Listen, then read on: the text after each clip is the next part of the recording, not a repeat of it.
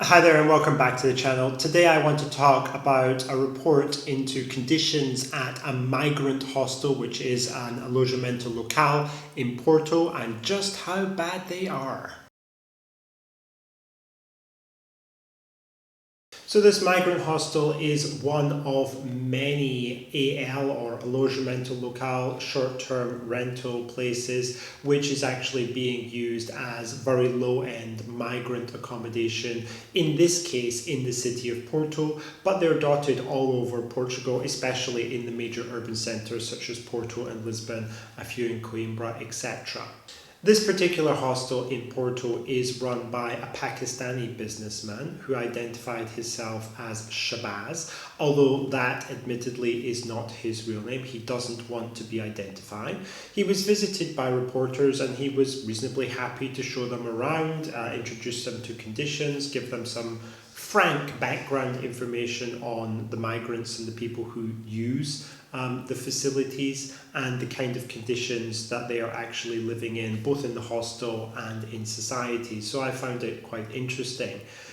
Initially, I think it should be pointed out that the reason that Shabazz came to Portugal is because he's previously run hostel businesses for migrants in several other countries, including in the Middle East, and he saw Portugal as a fantastic business opportunity simply because there are probably so many migrants here who need accommodation.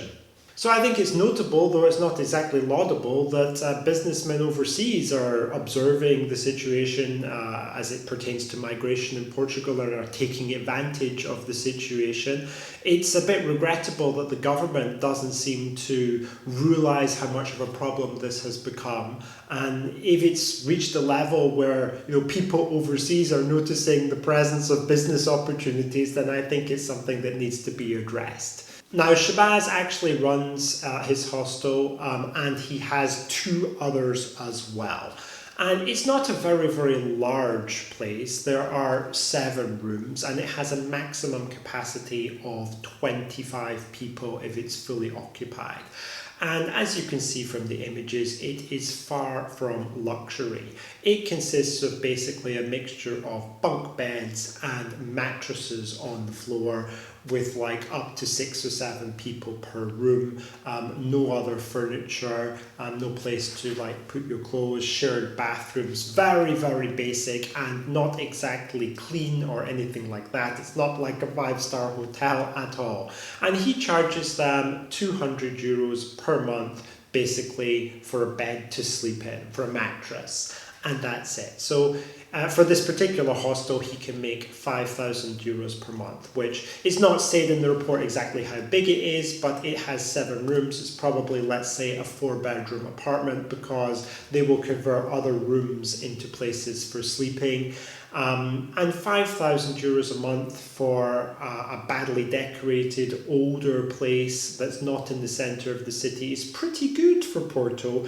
And I think that this begins to illuminate some of the situation like we were talking about before, the presence of migrants and their connection to the alojamento local sector does actually contribute to the increase in prices for native Portuguese, because just like in the video on Alentejo when we talked about a very similar situation, 10, 20 guys living in a 2-bedroom apartment there and paying quite a hefty rent, it's the same deal here.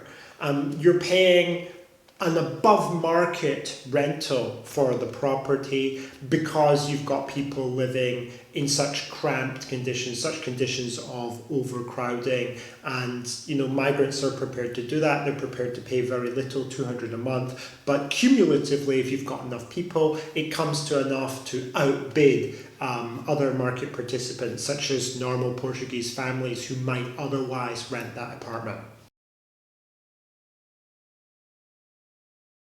Now, Shabazz actually has an official AL license. It's all legal. He's done that, and that's fine. But I wonder how that's possible, because when I look at the images, I see a dirty place, very, very overcrowded conditions with like 6 or 7 people in a room, broken windows. I just wonder how this can possibly pass some kind of inspection and how he got this license. But maybe I shouldn't have wondered that, because the municipality of Porto has 10,000 alojamento local locations, and last year they managed to inspect 70. 70. Out of 10,000. They only inspected 70. It's less than 1%. It's a pathetic percentage, to be honest. I mean, they're doing one every 4 and a bit days. That, I just don't understand what they're doing. If they have problems like this, I mean, if I know this and the reporters know this, then I think the government, the municipal government in Porto are also, cognizant of this situation. What are they doing?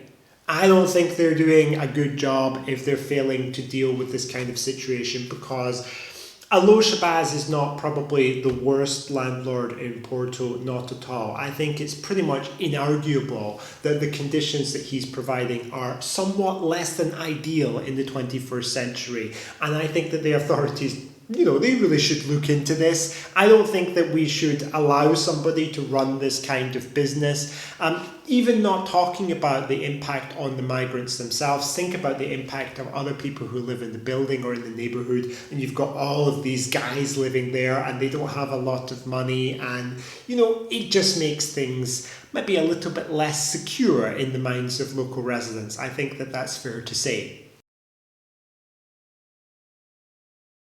All of the residents in Shabazz's hostel come from developing countries. You've got people from all over the Arab world, like Tunisia, Morocco, Algeria, people from India, Sri Lanka, Nepal, a few from Brazil. It's from all over. They're all from developing countries. And most of them are working in either minimum wage jobs, and it's very sporadic work. They're in and out of work, mostly construction jobs, or they're not working at all. They're not able to find any kind of job. They're simply in Portugal, probably in a state of illegality, and they're only able to afford this kind of rent for this kind of accommodation as a consequence. Shabazz admits that many of the migrants that he is accommodating were in fact assisted to come to the EU by illegal gangs of human traffickers who brought them through several countries before they finally ended up in Portugal. He himself denies being part of these kind of organisations, but he makes no bones about the fact that they exist and they profit from this kind of trade, which basically leaves the migrants stranded in a country like Portugal, where they're in a state of illegality, they're not documented in many cases, and they're forced to work in conditions which are illegal without contracts in industries like construction, doing odd jobs, and many of them complain about simply not getting paid, and because they weren't contracted and there's no evidence of their employment, that's it. So they're being exploited too. The migrants are very much being exploited by the human traffickers, and they're being exploited by, Portuguese companies who are taking advantage of their situation. That's undeniable. But while the companies might benefit, the country definitely doesn't. Because eventually, what's going to happen to these migrants? They're going to have their situation legalized, or they're going to have to be deported. They're very, very poor in many cases, in most cases, in fact, or they wouldn't be living like this. And they're going to be on social benefits and that kind of thing. How this can be good for Portugal to have these people coming into the country and to facilitate their entry into the country and allow them to remain here, I really have no idea. There was also a comment in the article about the crime rate, and that many local residents certainly had the perception that the crime rate had been elevated of late in the city or in the neighbourhood, specifically pointing to the presence of young migrants there, particularly young male migrants, who were perhaps perceived as having criminal intentions or having engaged in criminal activity. Several people who spoke to the reporters said, no, this isn't so, it's just what people think. The PSP were actually consulted by the journalists, and they said they don't have any data on it, so the jury is out. My thoughts basically are that there is a strong connection between poverty and crime. I mean, I think that has been shown throughout history, and that any group of people, including migrants who are in poor conditions, they're destitute, and they basically don't have a lot to lose, and they don't have a lot of choices or options. I think very often poor people, including poor migrants, have to resort to a whole cornucopia of illegal activities in order to make ends meet and basically support the basic needs of their life.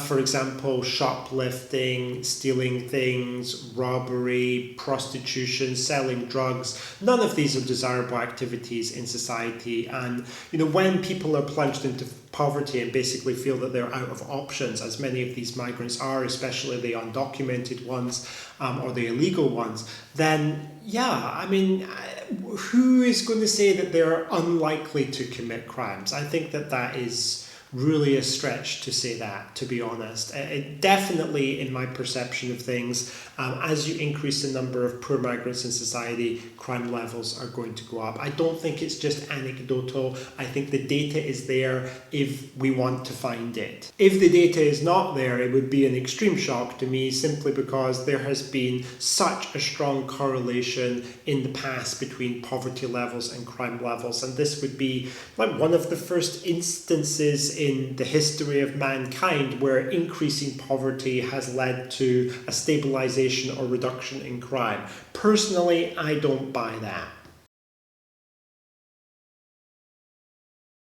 So just to close, obviously the conditions that many of the migrants are enduring during their time in Portugal, living in accommodation such as this hostel, are far, far less than ideal. And I think that they're suffering. I don't think that they are having a good life. I'm not saying that every migrant here is enjoying a fantastic life at the expense of the state. However, at the end of the day, they chose to come here, many of them illegally, and they're suffering the result of their own life choices. From my perspective, what needs to be done is migrants who are in this kind of situation, who've come to the country illegally and they can't find work, etc., they need to be returned to their countries of origin urgently. That should be the priority of the government. Certainly, taking other actions like trying to integrate them into society or find them jobs or something like that, that should not be the priority. The priority should be to return illegal people who shouldn't be here to their countries of origin as swiftly as possible, so that they don't have to live in these kind of conditions, and so that this kind of alojamento local institution doesn't need to exist anymore. It can go back to being normal accommodation, the neighbourhood can become more peaceful, and Portuguese people will have a chance to rent the property at a lower price that everyone can afford. Alright, well that'll do it for this video. I hope people found the content enjoyable and informative, and I'll see you soon in the next one.